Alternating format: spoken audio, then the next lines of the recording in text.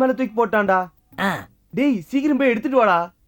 Mister நாயருக்கு உடம்பு சரியில்லை. உங்க அப்பனுக்கு தான் உடம்பு சரியில்லை, போடா. என்ன பண்றதுன்னு யோசிக்க வேண்டாமா? இரு. போடாங்கறல. நாயருக்கு உடம்பு சரியில்லை, அதுக்கான மருந்து என்னோட ரூம்ல இருக்கு, நான் போய் எடுத்துட்டு வந்துடுறேன். இருங்க, இறக்கி விடுங்க. அப்பா.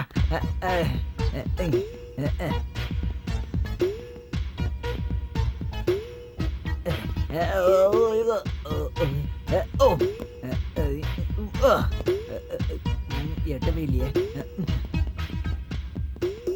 மருந்து வந்துருச்சு, மருந்து வந்துருச்சு. ஏன் நீ ரெடி ஆயிரு. யோ குனியா, சீக்கிரம் குனியா. புடிங்க புடிங்க அப்படியே. இந்தாங்க மிஸ்டர் நாயர், மருந்து வாங்கிக்கோங்க. என்னடாச்சு?